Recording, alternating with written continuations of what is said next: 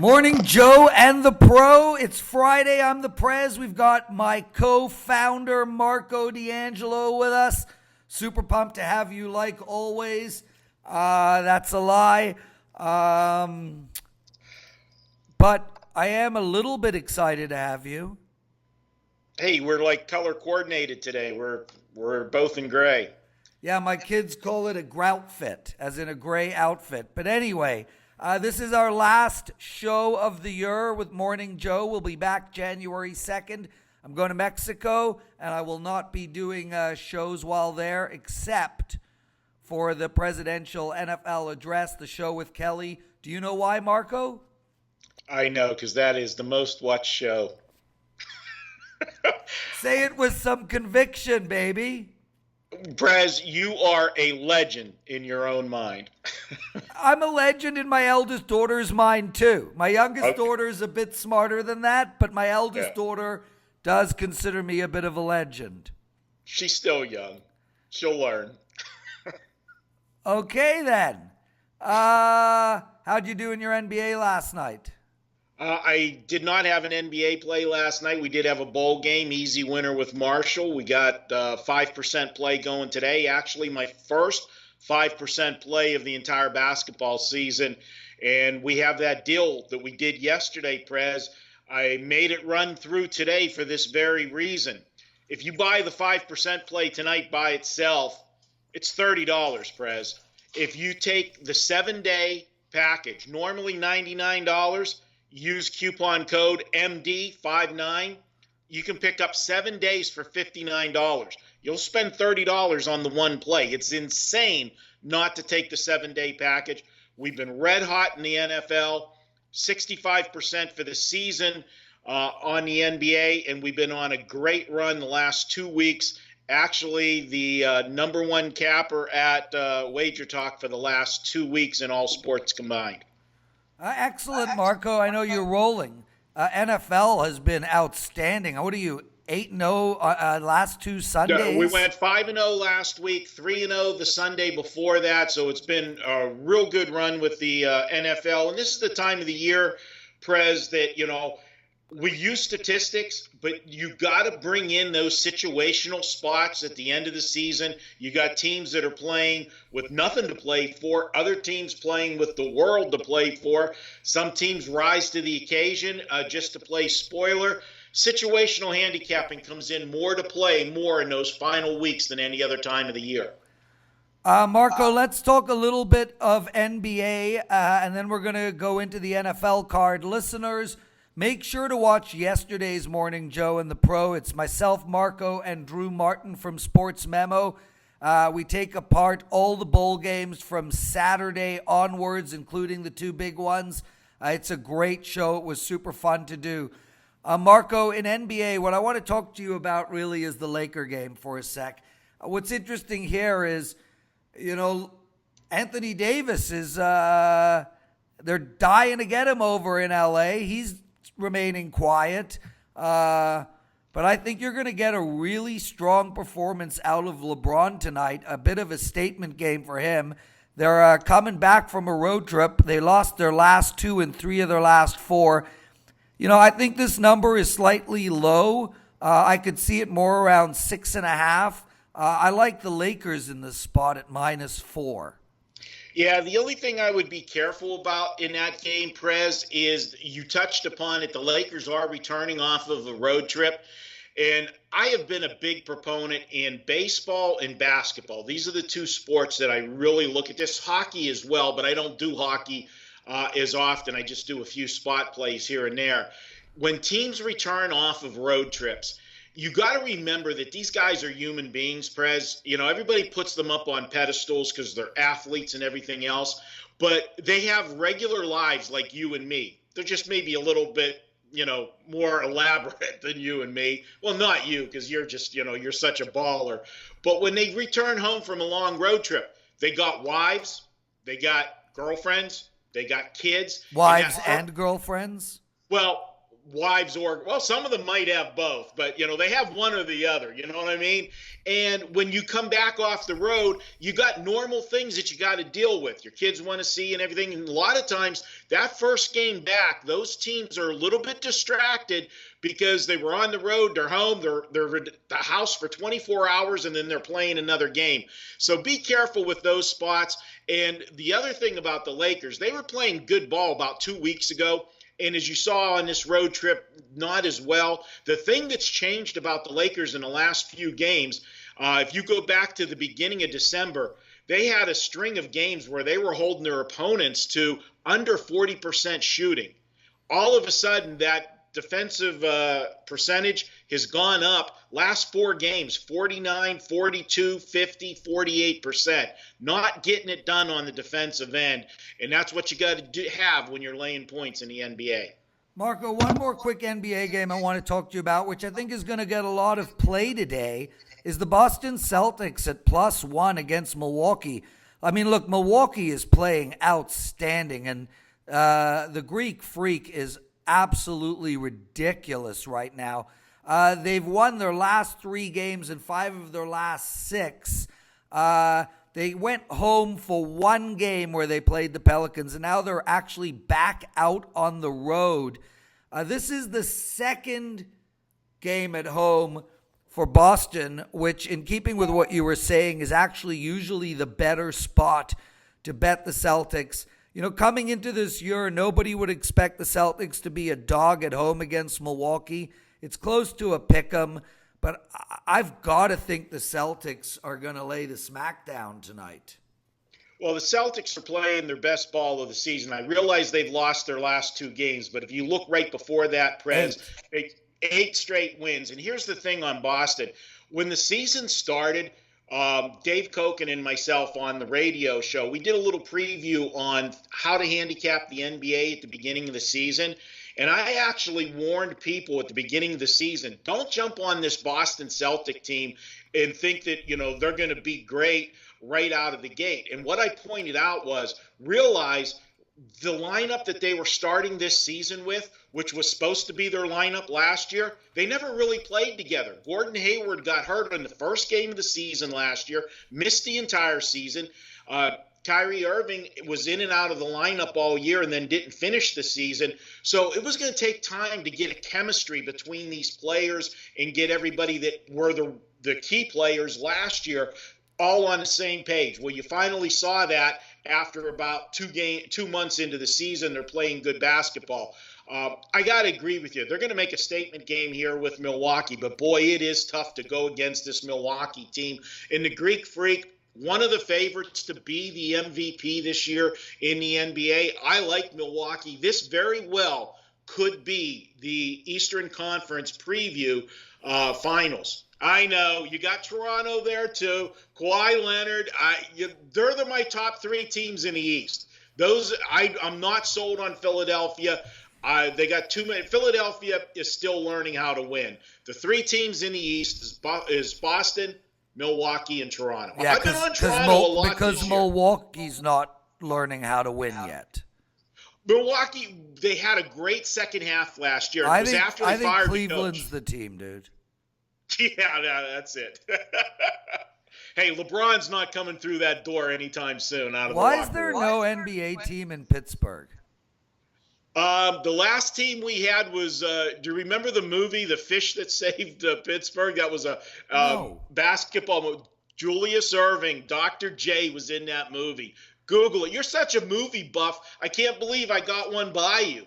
The Fish That Saved Pittsburgh. Well, was Check it it out. good? Well, it was, no. Okay.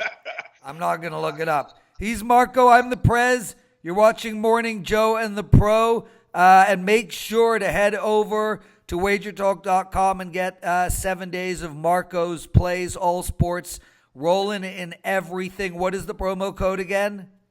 MD59. And what does MD stand for?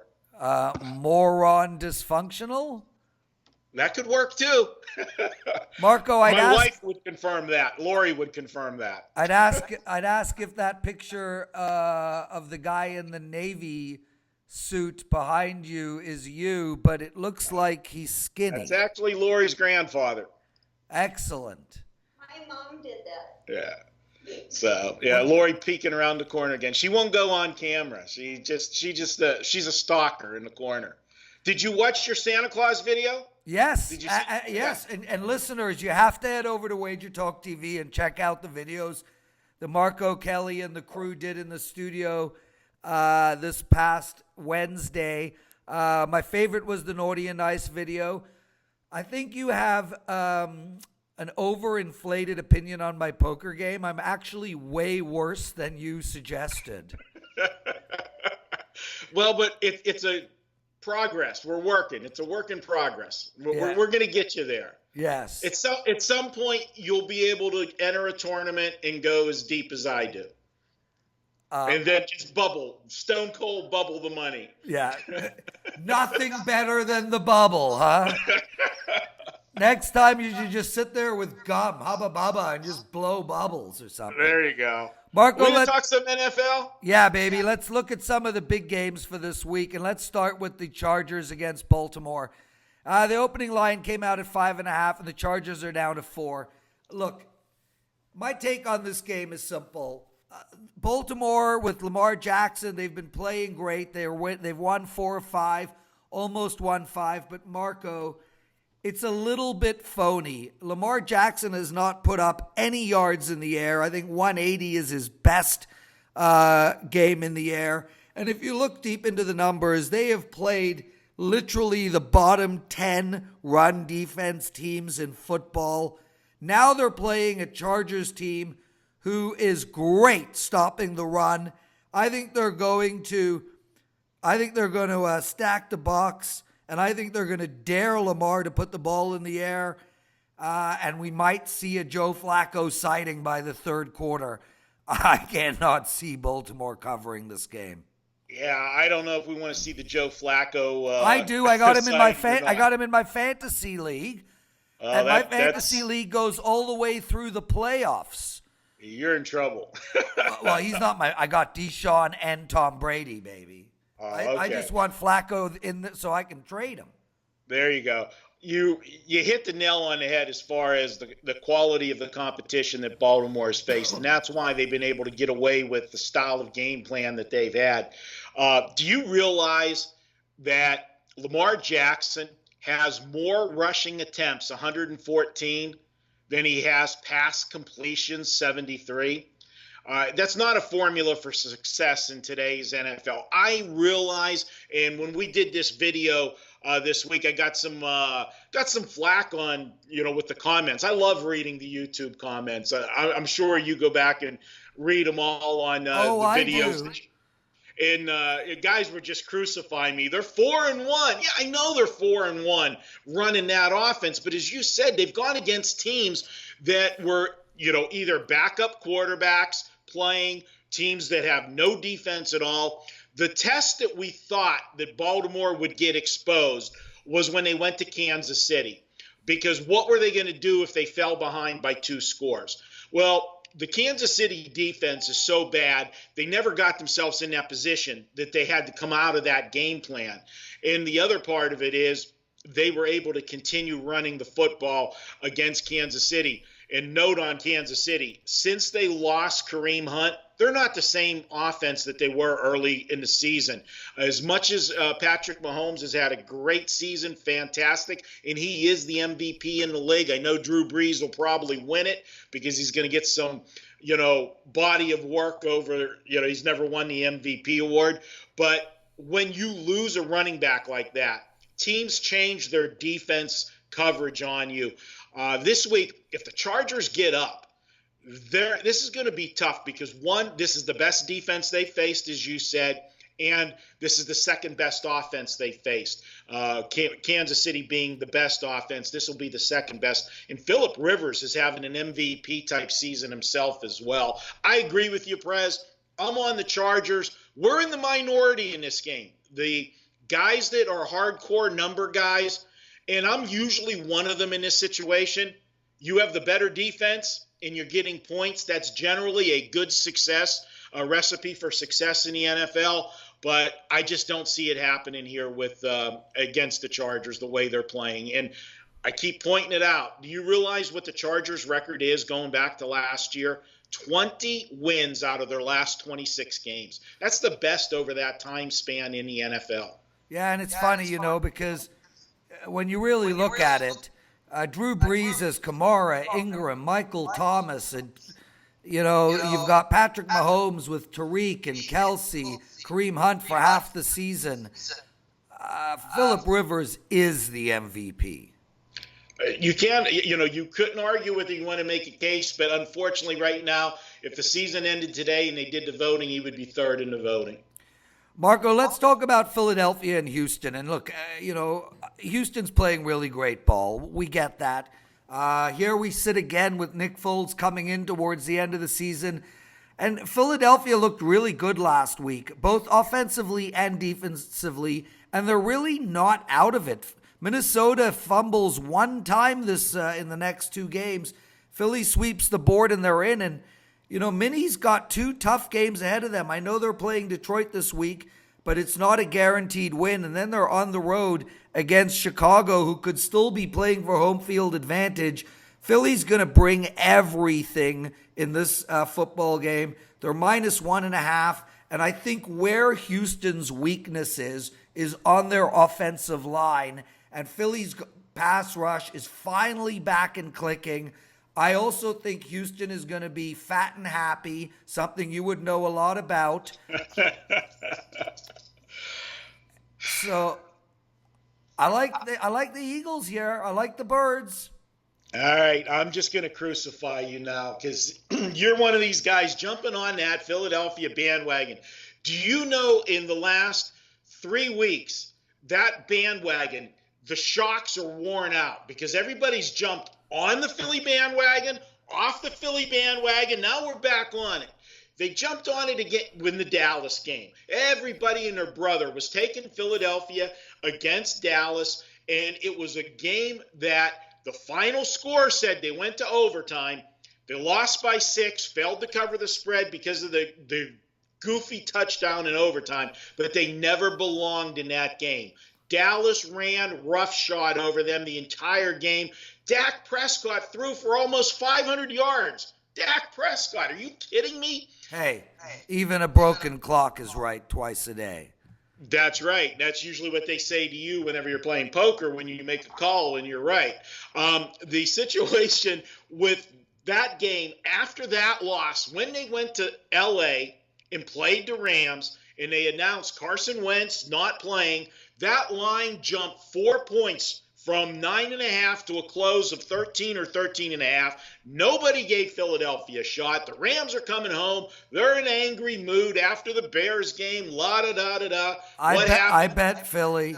Yeah, Nick Foles got the job done. That's the injured player theory. The injured player theory is you back that injured team the first game without the star. But the second part of that is, Prez, when they get the money in that first game, then you go against them. Because now all of those guys that were given that 110% to make up and compensate for the loss, now they kind of exhale a little bit. They take a breath and say, hey, we're going to be okay.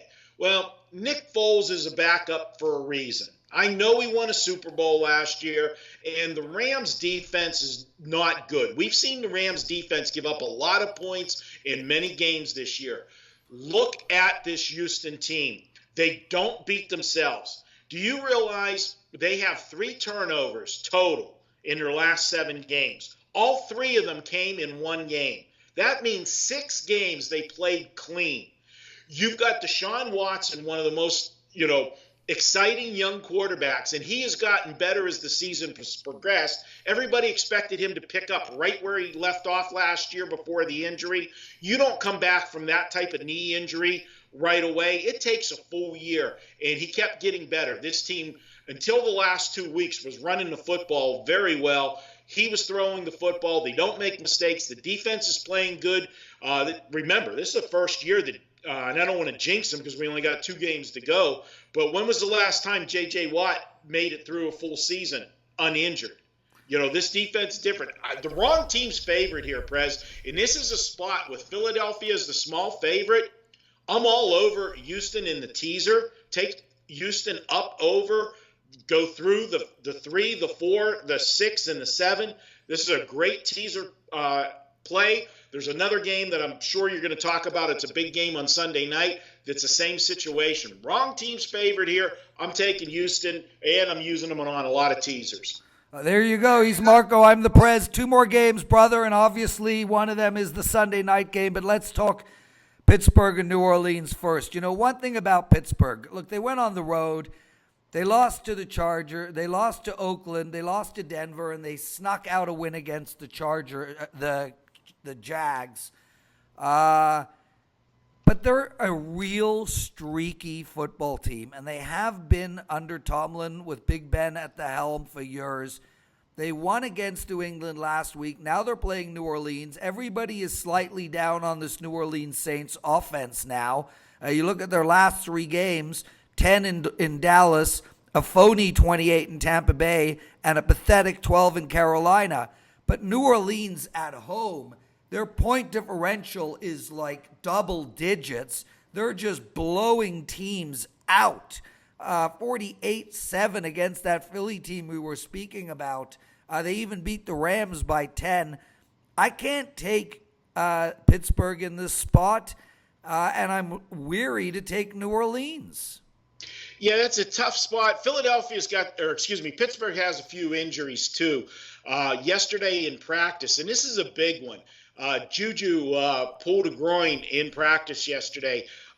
He's listed as questionable.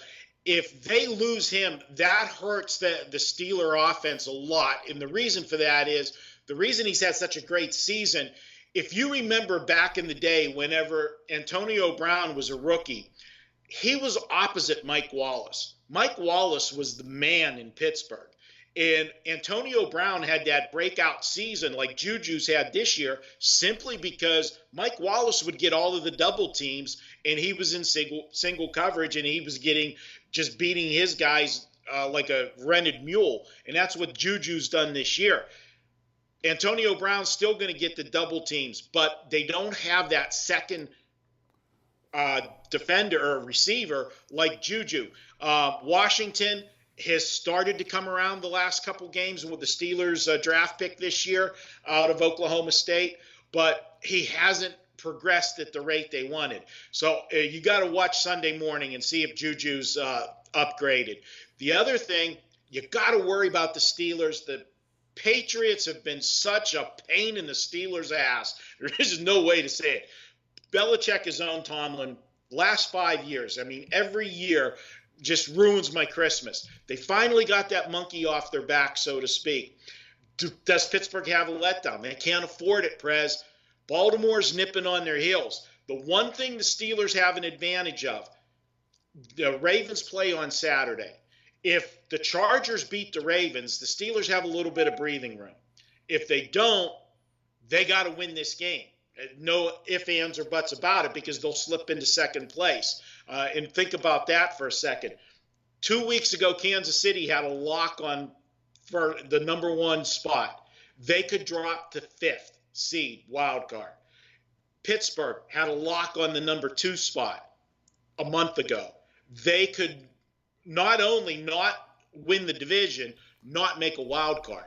Agreed. So, a lot of pressure on Pittsburgh. But to go back to the Saints, they played 3 straight road games, Prez. Yep. That's something you don't see anymore in the NFL. It's odd for the NFL to put a team through that. We know Pittsburgh's home-road dichotomy. Big Ben's not the same on the road as he is at home. Well, the Saints are the same way, and especially when you put them on the road outdoors on grass, which was what was the situation last night or Monday night against Carolina. Now that they're home, I think you'll see the Saints of old. They ran the football too much in the last few weeks, in my opinion. 32 times they ran it against Carolina on Monday night. They were trying to take the crowd but Marco, out of the the problem is teams are double teaming Michael Thomas.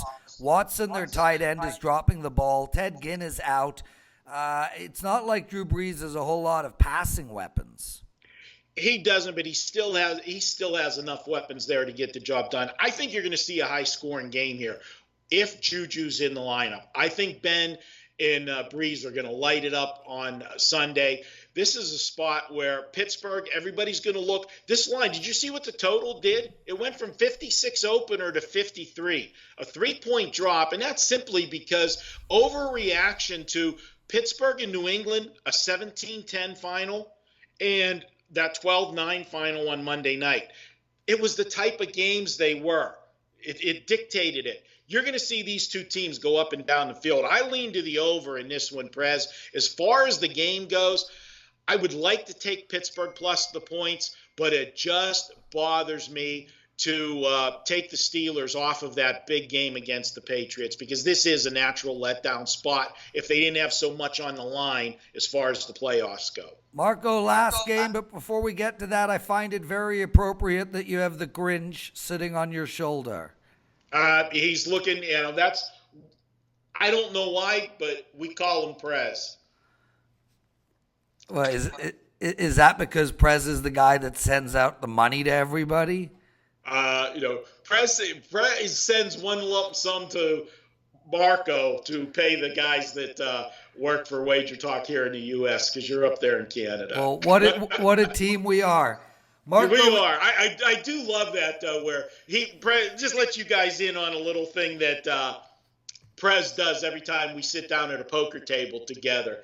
He lets everybody know that, he feeds me. He sends me the money. He sends me money so I can eat, which technically he is correct, okay, because WagerTalk is, based in Canada, and all of the monies go through our Canadian bank there, and then he sends it down here. But yes, I would not eat if it was not for you, Prez. But when you come to Vegas, I eat twice because, you do send the money, and then I get that money that you leave on the table with your poker skills. Right, sure, Marco. Whatever.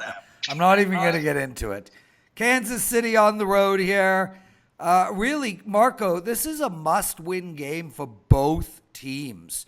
Very interesting football game because they match up strength to weakness. Seattle is going to run the ball all day long. Kansas City is one of the worst run defenses in football. Kansas City is going to throw the ball all day long. Seattle is the 20th best, or the bottom half worst pass defense in all of football. I see this game simple. Kansas City gets up quickly, it's over. Seattle gets up quickly, it's under. That's actually, the over part was a pun. Because if it's over and over, yeah. We got that. You are so witty. I am a pun machine today. You're 100% better than you were yesterday. Thanks, dude. And I feel better too. But the bottom line is, I think the first quarter of this game is really going to dictate where this game will end. It's tough, man. Like, Seattle at home is gold in December. Ralph was on the show on Tuesday, had some incredible trends and angles. 9-1 is a home underdog. That's tough to go against this team at home. Kansas City, the other factor here, like we talked in the Steeler game, that Ravens-Chargers game is on Saturday. If the Chargers lose, Kansas City gets a little bit of a breathing room because they got Oakland for their final game of the season and at home. So that's pretty much a gimme game for them. But if the Chargers win and keep the pressure on Kansas City, I know Mahomes has done everything asked of him this season. They've not been in a pressure situation like this yet because they had such a big lead in the division. Now it's tightened up. If he doesn't have his running back to bail him out, they got to go in there and do it.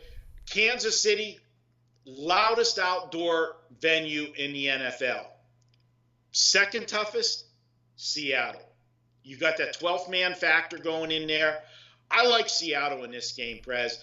I think they're going to put the pressure on Kansas City. I want to see Mahomes have to come from behind in the game. We saw him do it. He kept bringing the team back in the Rams game. That was a hell of a game to watch. Denver, he fell behind at Denver, that Monday night game. He was able to pull that one out. But, boy, this is a complete team. And I got to give Pete Carroll some credit. This might be his best coaching job, Prez. He's not going to get the votes for Coach of the Year because some other guys have done some incredible things this year. But if you go back to the beginning of the season and look at everybody he lost off of this roster and the talent he was bringing back, the offensive line, how bad it was, to have this team on the verge of clinching their playoff spot. They're in the playoffs. It's just going to be, are they going to be the number one wild card or the number two? They're not going to miss the playoffs because they have Arizona up next. Marco, I feel like you're overestimating. Look, Pete Carroll is an amazing coach. I'm with you on that. But if you go back and you look at Seattle's schedule, they beat a really bad Dallas team in week 3. They beat a fairly bad Minnesota team in week 14. Other than that, they have not beat a team that is over 500 all year. I agree with you. And they you know couldn't even beat San Fran last week in a must-win game. No, I'll stop you there. That wasn't a must-win game last week for them. That was a total flat spot for Seattle because Seattle had that game sandwiched in between. They're in the playoffs, Prez. The Minnesota game, when they beat Minnesota, that locked them into the playoffs because they have the tiebreaker with Minnesota. That was a Monday night game, and then they were coming back to play KC this week on Sunday Night Football. Playing San Francisco, they totally looked past them. They just beat them 43-16 2 weeks ago. That's why I was on. That was my 5% play last week with San Francisco. It was the best situational spot in the world for the 49ers in that game. So that's the only part I'll disagree with you on. It's funny, Marco, because I feel the same way about San Fran this week. I think they're in a perfect position again to upset the Bears for the exact reason that you're talking about, and especially with the Bears hosting Minnesota next week. You're exactly right. The only thing that changed on that, and I would have been 100% in agreement with you, from the San Francisco standpoint, they are the situational side. Now, I will say this much about Nick Mullins. He has not faced a defense anywhere near as tough as what he's going to face Sunday against the Bears. And this is a flat spot for the Bears coming off the Ram game and then beating their nemesis, the Green Bay Packers. But because of Sunday night last week and the Rams losing, all of a sudden the Bears can steal the number 2 seed if the Rams stumble one more time. They just need to lose one game and the Bears can take it. So that's the only thing that scares me about the 49ers this week is the Bears do have something to play for. He's Marco. Back to this one, Seattle, the other thing you need to do in this game, Prez, tease them up over the 7. Use that 6-point teaser and get them through the 3, the 4, the 6, and the 7. I don't see Seattle. I'm not buying the teaser, and I'll tell you why, Marco. Look, I'm not going to be betting Kansas City nor Seattle in this game. I think there's an argument to be made about both teams, for both teams. The problem I see with the teaser here, which is different to what you were talking about with Philadelphia, is if Kansas City gets out early, if they get up by 2 scores, 3 scores, this game is done. Seattle just doesn't have the legs to stick with them. So I feel like if KC does win this game, they could win by a lot, whereas if Seattle wins this game, they will win by a hair. All I'm going to say to you is, do you remember the Carolina game that we had against Seattle? We both were on Carolina in that game. That game is dead to me, Marco. Guys, Russell Wilson single-handedly brought that team back in that game against Carolina, and Carolina has a better defense than Kansas City. Way better defense. Kansas City's defense is coming to its own. I cannot believe Chris Jones didn't make the Pro Bowl. But anyway, we got to call it a day, brother. I want to wish you and all our listeners the happiest of holidays. Merry Christmas. Happy this. Congratulations that. I don't understand all the potential probabilities and permutations of holidays.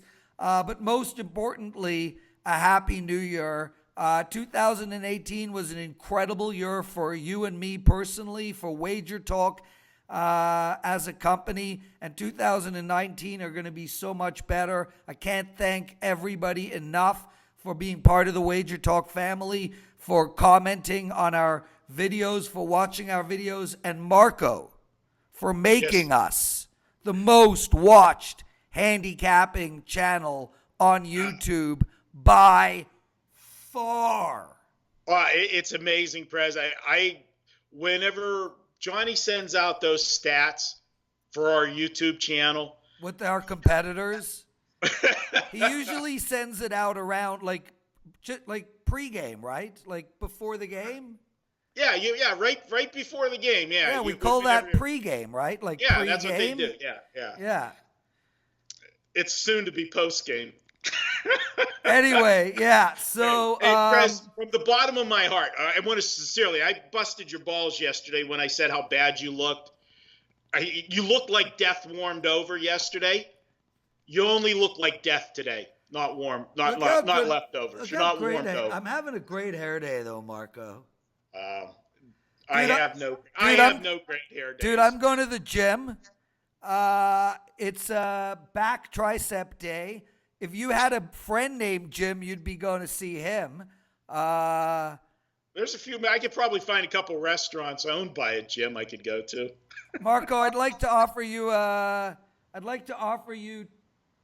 $10 for every push-up you can do if you hit 50. You have the whole year to do it. I'll speak to you next year. 50 push-ups in a row, $500 coming out of my pocket. All right, Prez. We'll work on Marco, that. it's not that hard for you to do push-ups. You're only this far off of the ground when you're fully extended.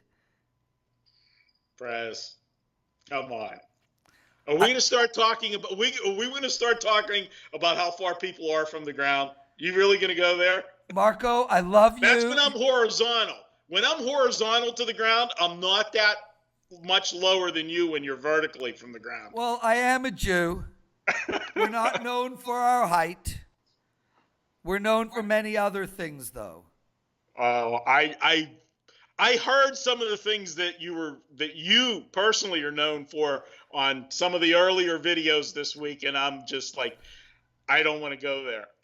Speaking of which, Jim Jeffries, the best comedian in the world, bar none, just put out a Netflix special. He does like a 10-minute piece on circumcision. It's must watch. Must watch. Like, it is unbelievably funny. Marco, I love you. You're the best. Happy New Year. We're out of here. See you on January 2nd. All right, Prez. Have a great holiday.